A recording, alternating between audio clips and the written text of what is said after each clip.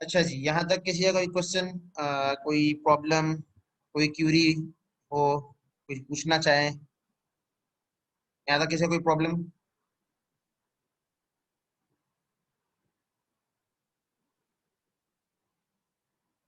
सब चीजें क्लियर है यहाँ तक?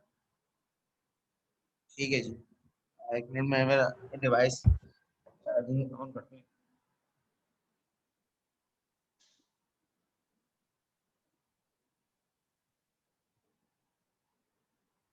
पहले जी।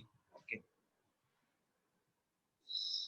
तो हमने एआई का बेसिकली जो एक ओवरव्यू इंट्रोडक्शन बेसिकली अब ले लिया है, ठीक है। अब हम आगे बढ़ते हैं, ठीक है।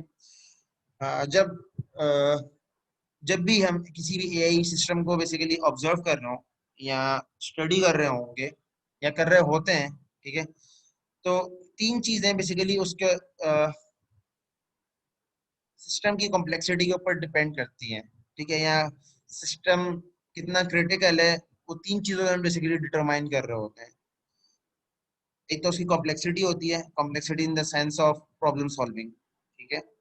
एक उसका बिहेवियर होता है, behaviour is the basically set of actions जो कि वो परफॉर्म कर सकता है।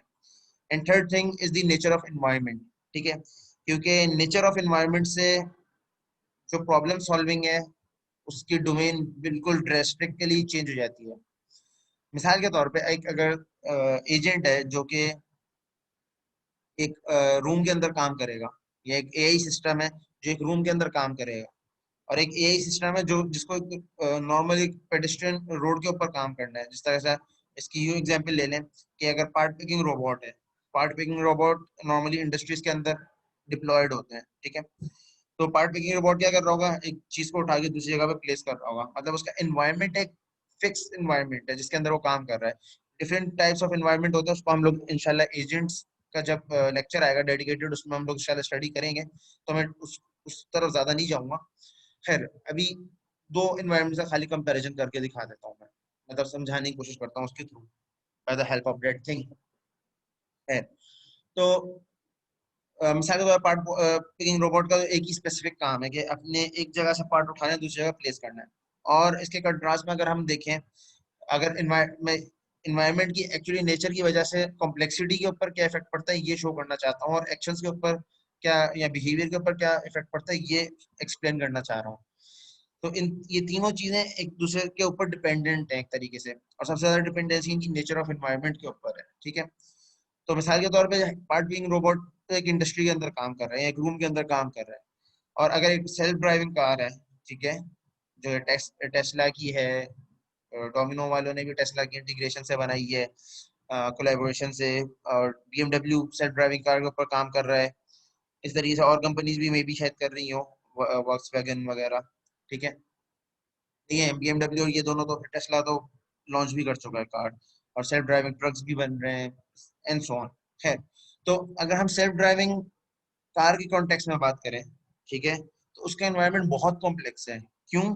क्योंकि उसको बहुत सारी चीजों को ऑब्जर्व करना है, और उन चीजों की ऑब्जर्वेंस की बेस के ऊपर उसका बिहेवियर चेंज होगा, और उसके सेट ऑफ एक्शंस चेंज होंगे। इसीलिए ये जो सिस्टम है ज्यादा कॉम्प्लेक्स है comparatively to the part picking robot. के पार्ट पिकिंग रोबोट का काम तो जस्ट ये है कि सेंस करना है कि कौन सी चीज आ रही है, उसको पिक करके उसके स्लॉट में प्लेस करना है। कॉम्प्लेक्स काम ये भी है, लेकिन compared in comparison to other environment या other nature of environment, things change, ठीक है। कि अगर आप एक बाहर के लिए एक रोबोट बना रहे हैं, फॉर एग्जांपल एक ऐसा आप एआई सिस्टम बना रहे हैं जो कि एक ओपन एयर पे काम करेगा, तो उसके कॉम्प्लेक्सिटी या उसकी नेचर बिल्कुल अलग होगी।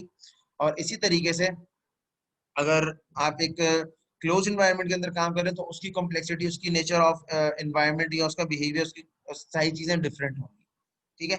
तो जब भी आप किसी भी एआई सिस्टम को ऑब्जर्व कर रहे होते हैं या स्टडी कर रहे होते हैं, तो उसमें ये जो तीन चीजें, इनको हम लोग ज्यादा एम्फेसाइज करते हैं, इनके ऊपर हमारा फोकस होता है। स्पेसिफिकली ज्यादा फोकस हम नेचर ऑफ एनवायरनमेंट के ऊपर करेंगे कि किस टाइप के एनवायरनमेंट में मेरा एजेंट काम करेगा या मेरा एआई सिस्टम काम करेगा।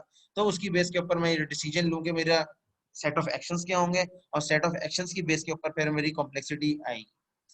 आई सलमान का एक क्वेश्चन है, मैं उसको आंसर करने की कोशिश करता हूँ।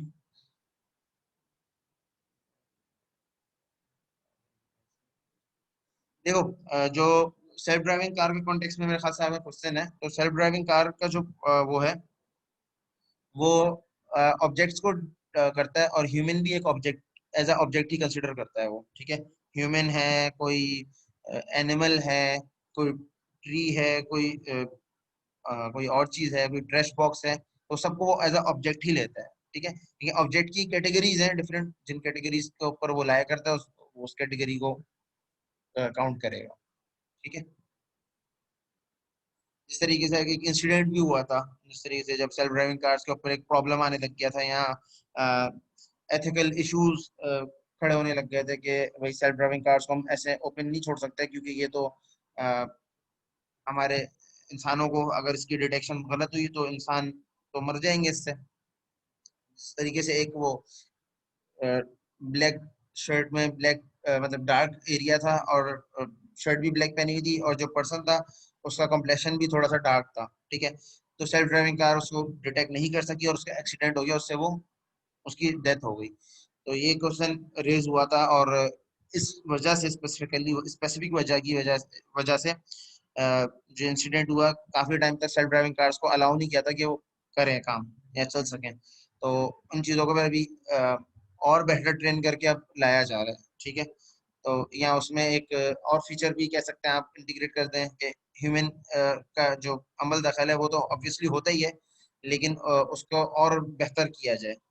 वो डिफरेंट खैर रेजोल्यूशंस हैं उस उन प्रॉब्लम्स को सॉल्व करने के लिए, जो प्रॉब्लम्स है उसके लिए अब आप नए मॉडल्स बना सकते हैं, नए डाटा के ऊपर काम कर सकते हैं।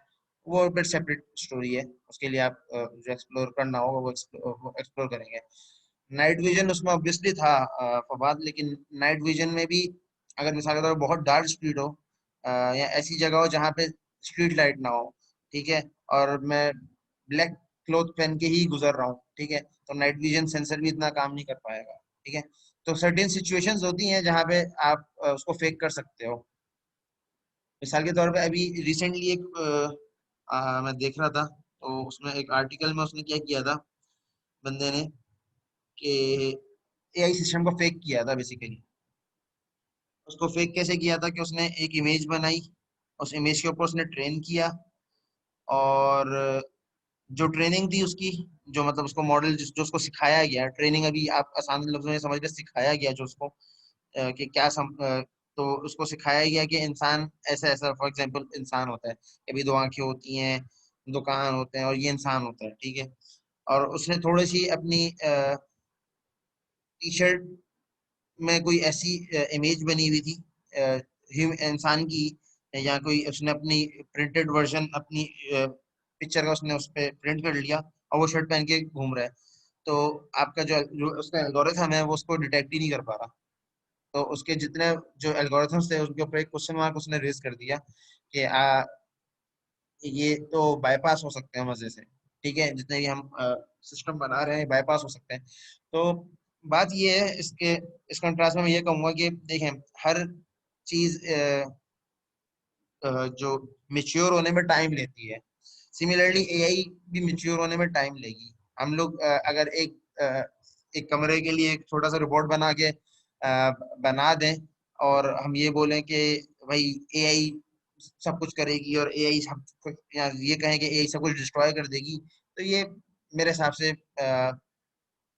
डिबेटफुल बात है खाली, और इस पर टाइम स्पेंड करने वाली बात है, इसके अलावा कुछ भी नहीं है। उसने एल्गोरिथम को कंफ्यूज करने की कोशिश करी थी, बिल्कुल ऐसे ही किया था, जिसकी वजह से वो उसको सही से नहीं कर सकता। ये तो आप कह रहे हो ना, इमेज से कैसे करोगे सेंसर वाला काम? एक तस्वीर खींची हुई है, उस तस्वीर से आपने ऑब्जेक्ट को डिटेक्ट करना है, उसमें सेंसर का क्या काम करोगे?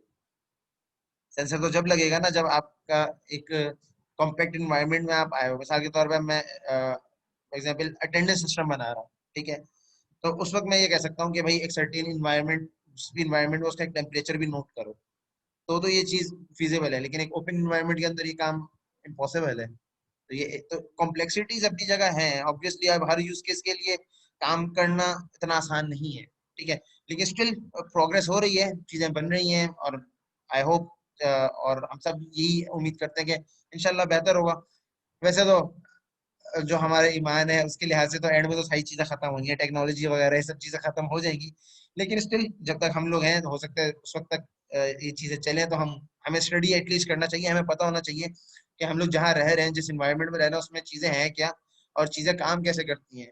ठीक है, अगर हम एज अ कंप्यूटर साइंटिस्ट कहीं भी जाए, हमसे कोई पूछे कि भाई ये सिस्टम है, इसका बिहेवियर ये है, ये कैसे काम कर रहा है, तो एटलीस्ट आप एआई पढ़ने के बाद ये चीज उसको बता सको। ठीक है, या आप एक, अगर आपको बोला जाए कि एक आप सिस्टम डिजाइन करके दे दें, तो आप उसमें एल्गोरिथम बेशक ना लिख सको, आप उसका कोड ना लिख सको, आप उसकी रफ लॉजिक, एक ड्राफ्ट बेसिकली डिजाइन कर सको, इतनी नॉलेज आप गैदर कर लो, या इतनी आपको नॉलेज एटलीस्ट होनी चाहिए एज अ कंप्यूटर साइंटिस्ट, आप studying the course of AI.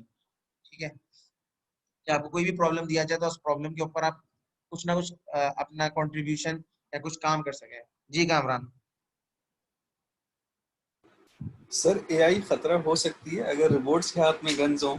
और इसी तरह एक एग्जांपल हमने सुनी थी कि कितने दो रोबोट्स और एक साइंटिस्ट डिस्कशन कर रहे थे और फाइनली एट द एंड जो है वो आपस में रोबोट्स ही लगे हुए थे, हम्म।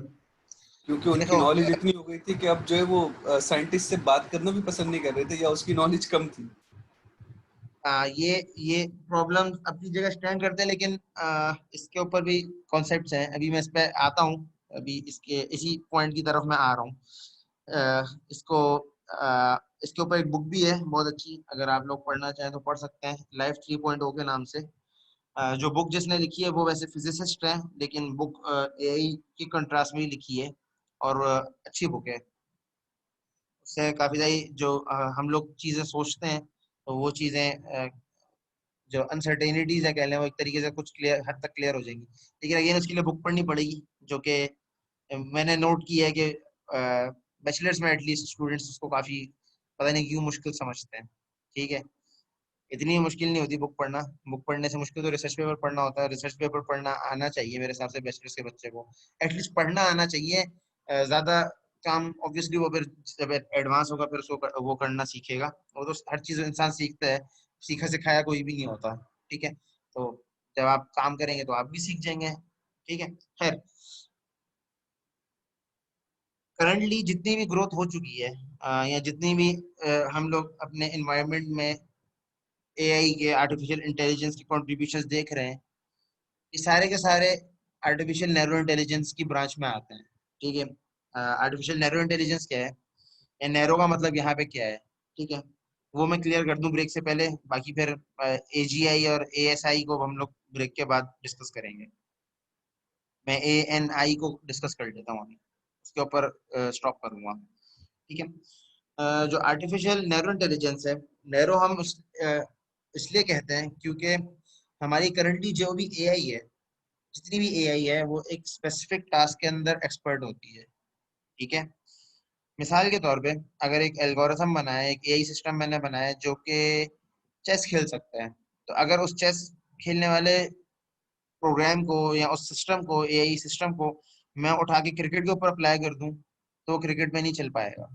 सिमिलरली, मैंने एक सिस्टम बनाया जो कि सॉकर खेल सकता है। ठीक है, गेम के ऊपर, वीडियो गेम के ऊपर सॉकर खेल सकता है। अब उस वीडियो गेम के सॉकर वाले को उठा के मैं क्रिकेट के ऊपर अप्लाई कर दूं, तो वो एल्गोरिथम अच्छा परफॉर्म नहीं कर पाएगा। ठीक है, और ये जो मैं बात इतने श्योरली कह रहा हूँ, ये मैं बेस्ड ऑन रिसर्च कह रहा हूँ। ठीक है, ये रिसर्च इस बात को कहती है, और इसी वजह से हम लोग अभी नैरो इंटेलिजेंस के ऊपर हैं कि हमारे जितने भी एआई सिस्टम्स हैं वो एक स्पेसिफिक टास्क के लिए तो एक्सपर्ट हैं, लेकिन जैसे ही उसको हम दूसरी डोमेन के ऊपर मैप करना शुरू करते हैं, तो वहां पे फेल हो जाता है। यानी कि जनरलाइजेशन अभी तक हम लोग अचीव नहीं कर सके हैं। ठीक है, स्पेसिफिकेशन तो हम लोग अचीव कर चुके हैं, और काफी हद तक अच्छी अचीव कर रहे हैं, और डे बाय डे इसमें एनहेंसमेंट हो रही है, बेहतर से बेहतर चीजें हमें देखने को मिल रही हैं, लेकिन एक जेनेरिक वर्जन हमें अभी तक नहीं मिल सका है। ठीक है, और जेनेरिक वर्जन बनाना ऑब्वियसली मुश्किल है, तभी वो अभी तक नहीं मिल सका है, उसके लिए चैलेंजेस है। अगर वो चीज बन जाए तो फिर देन जो हमारा नेक्स्ट स्टेप होगा वो फिर आर्टिफिशियल जनरल इंटेलिजेंस होगा, उसके ऊपर फिर मैं ब्रेक के बाद बात करूंगा। खैर, मिसाल के तौर पर इसकी और एग्जांपल डिस्कस कर लेते हैं, एएनआई की। ठीक है, जिस तरीके से हम लोग रूल बेस्ड सिस्टम होते हैं, कुछ सिस्टम होते हैं वो रूल बेस्ड होते हैं। ठीक है, तो जिस तरह के चेस बोर्ड है, अगर चेस बोर्ड के खेलने के रूल बता दूं, ठीक है, तो वो क्या करेगा, जो मेरा रूल बेस्ड सिस्टम है उसको सॉल्व कर लेगा, उसको खेल लेगा, ठीक है। और इसी तरीके से अगर मैं एक मल्टीपल पाथ है, एक मैप है, वो मैं अपने एल्गोरिथम को पढ़ लर्न करना सिखा दूं, ठीक है, रीड करना सिखा दूं, तो वो भी मेरा एल्गोरिथम कर लेगा, ठीक है। लेकिन ये जो जितने भी काम ये कर रहा है, ये एक स्पेसिफिक काम कर रहा है, ठीक है। मल्टीपल टास्क के ऊपर मैं नहीं मैप कर सकता इस चीज को। मिसाल के तौर पे मैंने उसको लर्न करवाया गुलिस्तान जौहर का मैप, ठीक है, कि गुलिस्तान जौहर में फॉर एग्जांपल ये चीज यहाँ पर है, ये चीज यहाँ पर है, इस लोकेशन पे ये चीज, ये ब्रांड की शॉप बनी हुई है, इस लोकेशन पे ये ब्लॉक है, यहाँ पे बैंगलोज हैं, यहाँ पे फ्लैट्स हैं, यहाँ पे रोड्स हैं, यहाँ पे शेवरेज लाइंस हैं, यहाँ पे वाटर की लाइंस हैं, वट सब मैंने सिखा दिया, ठीक है। अब मैं ये एक्सपेक्ट करूंगा मैं गुलशन में जाके उसी सिस्टम को खड़ा कर दूं, गुलशन को वो खुद ब खुद लर्न कर ले, तो ऐसा नहीं है। अभी तक ये अचीव नहीं हो सका है। उसके लिए आपको गुलशन का डाटा उसको देना पड़ेगा, उसको फिर वो लर्न कर लेगा। एक गुलशन का डाटा नहीं देंगे तो उसको लर्न नहीं कर पाएगा, ठीक है। मशीन लर्निंग के अंदर भी ऐसे ही है, डीप लर्निंग के अंदर भी ऐसे ही है। Natural language processing, natural language understanding, reinforcement learning, multi agent system, जितनी भी अप्रोचेज हैं, अभी तक हम लोग इससे आर्टिफिशियल नैरो इंटेलिजेंस अचीव कर सकें। आर्टिफिशियल जनरल इंटेलिजेंस अभी तक हम लोग अचीव नहीं कर सके। वो कब होगी, क्या होगी, उसके ऊपर हम लोग बात करेंगे। ओपन एरिया है, ओपन एआई जो है वो एक टूल है, और एक वो रिइंफोर्समेंट लर्निंग को यूज करते हुए डीप लर्निंग मॉडल्स के ऊपर डिफरेंट प्रॉब्लम्स को सॉल्व करते हैं, ठीक है। ओपन एआई एक सेट ऑफ कह लें, फर्म कह सकते हो, या लाइब्रेरी कह सकते हो, सिस्टम कह सकते हो, ठीक है। जनरलाइजेशन पर भी काम चल रहा है, काम तो चल रहा है सकलैन, लेकिन अचीव अभी तक नहीं हो सका है। और Talha Khan, narrow and neural में क्या फर्क है? नैरो का कॉन्टेक्स्ट मैंने बता दिया कि एक स्पेसिफिक प्रॉब्लम को सॉल्व करना, जबकि न्यूरल जो है वो न्यूरल जो न्यूरॉन से निकला है, जो हमारे ह्यूमंस के अंदर, जो हमारा जिस तरीके से अल्लाह पाक ने एक निज़ाम बनाया, एक न्यूरॉन्स का नेटवर्क है, और उसकी हेल्प से हम लोग सारे प्रॉब्लम सॉल्व कर रहे होते हैं। तो वो हम लोग जब एमएल का इंट्रोडक्शन, जब डीप लर्निंग इंट्रोडक्शन लेंगे, तो उसमें इंशाल्लाह इस चीज़ को ज़्यादा डेप्थ में देखेंगे। तो neural is different, narrow is different. Narrows is extracted from specification, और neural basically it's from neural network and neurons, तो वो बायोलॉजिकल न्यूरो साइंस की तरफ से है। यहाँ तक सबको सब क्लियर है? मतलब चीजें क्लियर है यहाँ तक? कोई प्रॉब्लम, कोई क्वेश्चन हो तो पूछ लें।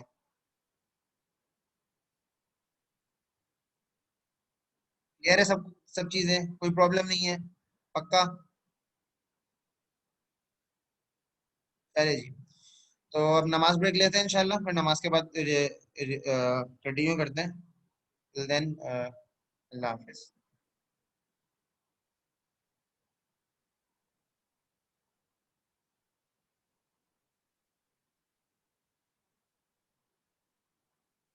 मीटिंग का लिंक मैंने बिलाल एसएमएस के थ्रू शेयर किया था, जो आप लोगों के एलएमएस इंटीग्रेटेड एसएमएस है उसके थ्रू किया था। Break sir 125। एसएमएस नहीं आया हमारे पास। ये आई डोंट नो, आपके ईमेल एलएमएस एड्रेस का पे यहाँ नहीं तो आया। इशू है, पता नहीं क्या है। मैंने किया था वैसे, आज तो मैं गूगल क्लासरूम का कोड दे दिया है, तो गूगल क्लासरूम का कोड आपस में शेयर कर लो, ठीक है। और सर उस प्रॉब्लम ये हुई थी, सॉरी हम्म, सर आपको इंटरप्ट करो। सर प्रॉब्लम ये हुई थी कि कीट वालों ने मैसेज बिल्कुल भी नहीं किया, और मैंने भी कॉल की तो मुझे अंदाज़ा हुआ कि क्लास 12 बजे की है, क्योंकि पहले जो स्केड्यूल में शो हो रहा था 9 बजे की क्लास शो हो रही थी, तो हाँ, मैं समझा था शायद 9 बजे की क्लास है। हाँ एक आईडी के साथ ये प्रॉब्लम है, उसमें स्केड्यूल जी के अंदर सर, उसको गलत शो हो रही है। जी सर, वो हम सर एमसीए मेरे कर थे आई गेस। सॉरी सर, बीच में बोला सर, मेरे साथ भी यही हुआ है, मैसेज नहीं आया, और जब एलएमएस खोली तो उस पे आया हुआ मैसेज, मतलब पता ही नहीं चला क्लास का। चलो खैर, अभी नेक्स्ट टाइम से हम लोग गूगल क्लासरूम यूज करेंगे, या गूगल क्लास का रूम का कोड कोई शेयर करते जिस जो थे स्टूडेंट्स। जल्दी से, टाइम हो गया ठीक है, एक्चुअली। मैं